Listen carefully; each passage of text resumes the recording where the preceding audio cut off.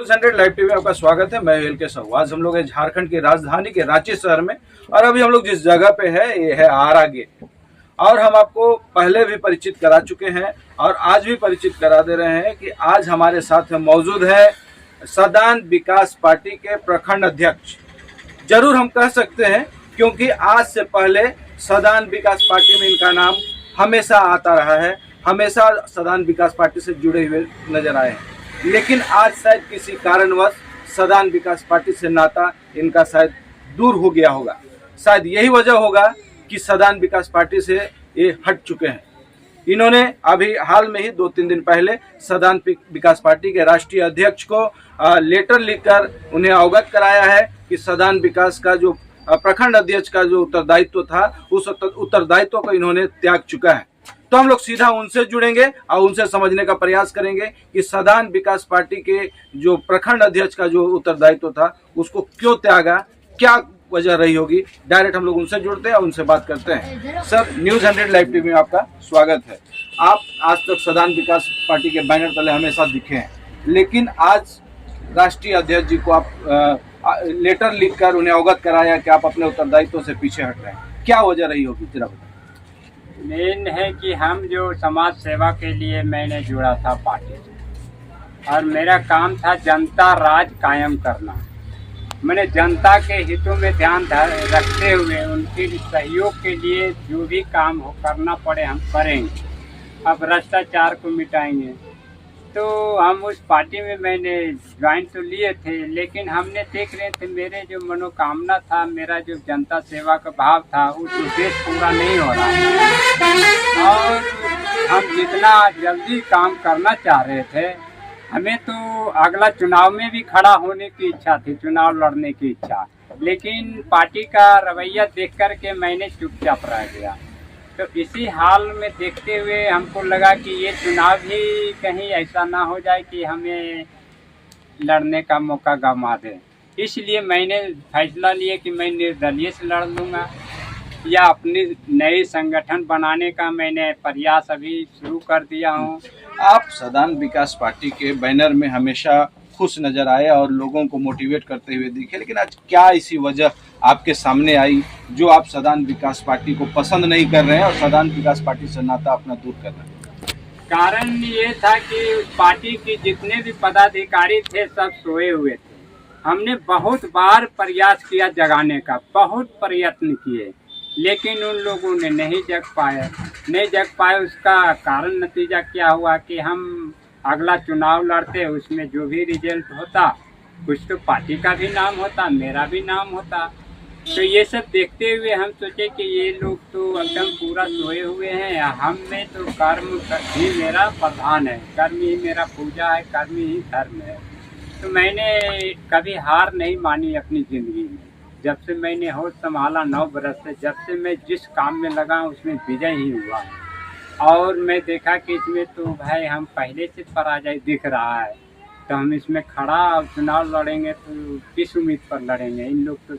और मैंने जो निःशुल्क आँख जांच जो हमने अपना ये आवाज़ पर आरा गेट में लगाए थे, पार्टी में मैं हर वक्त योगदान दिए, बढ़ चढ़ के योगदान दिए, रैली में ये में वो में, जैसे भी मेरा समक्ष हुआ सब सहयोग किए। लेकिन पार्टी के लोग मात्र 3 को आए थे, वो भी मात्र कुछ क्षण के लिए आए। उससे हमें बहुत ज़्यादा निराशा हुई। उम्मीद तो यही हमको लग रहा था, लेकिन वो प्रत्यक्ष दिखा भी दिए।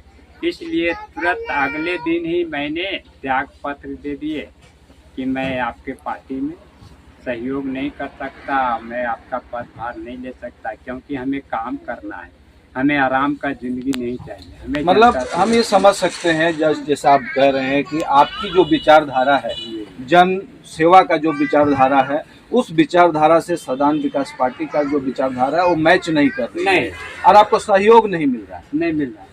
उनकी विचारधारा ये थी कि पार्टी को सिर्फ चलाना है।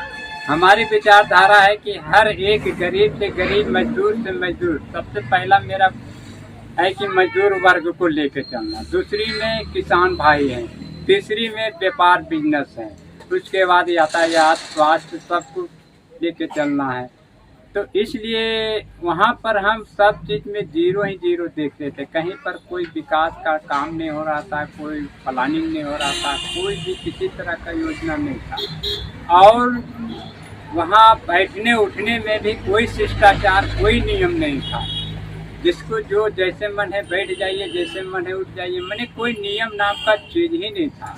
तो हम सोचे इसमें क्यों बार बार बेइज्जती या बेइज्जती का सामना उठाएं और कितना दबाव डालेंगे, क्या कि ये लोग तो बच्चे हैं ही नहीं, सब बुजुर्ग आदमी मतलब हैं। रिस्पेक्ट के नाम से, मतलब अगर कहा जाए तो आपको रिस्पेक्ट नहीं मिल पाता था, वो रिस्पेक्ट रिस्पेक्ट को नहीं मिलना मिल चाहिए। पा रहा था। उसमें खान पान रहने का भी व्यवस्था कुछ नहीं था। पार्टी में पार्टी का विचार होना चाहिए, पार्टी का पहनावा होना चाहिए, सादगी होनी चाहिए, तो ही जनता आपको सुनेगी, समझेगी, चाहेगी।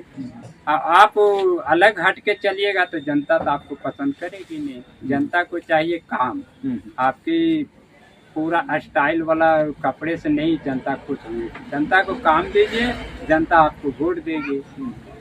तो ये सब बात पर उन लोग का 1% भी फोकस नहीं था। पार्टी में आज तक कुछ नहीं किया। जब मैंने ज्वाइन लिया तो मैंने सबसे पहले मैं निःशुल्क जांच शिविर मैं लगाया। आज तक पहला नाम मेरे आता है। उसके बाद में अब जो करेंगे नहीं करेंगे देखा देखी हो तो उनकी मामला है, लेकिन फर्स्ट काम मैंने जन सेवा का किया। आज तक कोई अध्यक्ष साहब भी नहीं जांच शिविर लगा सके जो राष्ट्रीय अध्यक्ष कहलाते हैं।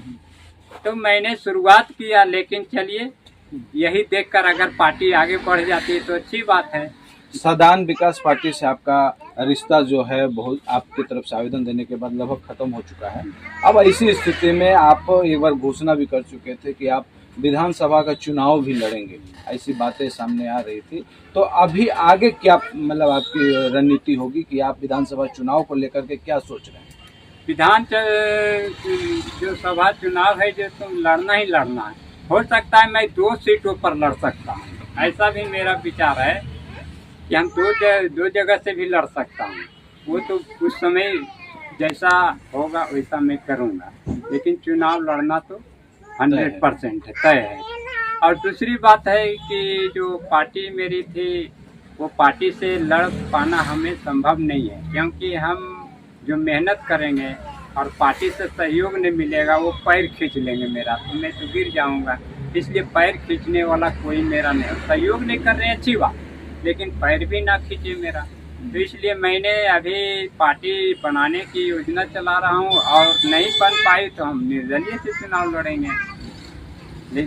तो आप सुन रहे थे सदान विकास पार्टी के विजय जी से, और इन्होंने सदान विकास पार्टी को अपना बहुत महत्वपूर्ण समय दिया। अब बहुत सारा योगदान सदान विकास पार्टी का इनके तरफ से रहा, लेकिन आज किसी कारण एक मतभेद हो चुका है और सदान विकास पार्टी से इनका नाता रिश्ता दूर होता दिख रहा है कहीं ना कहीं।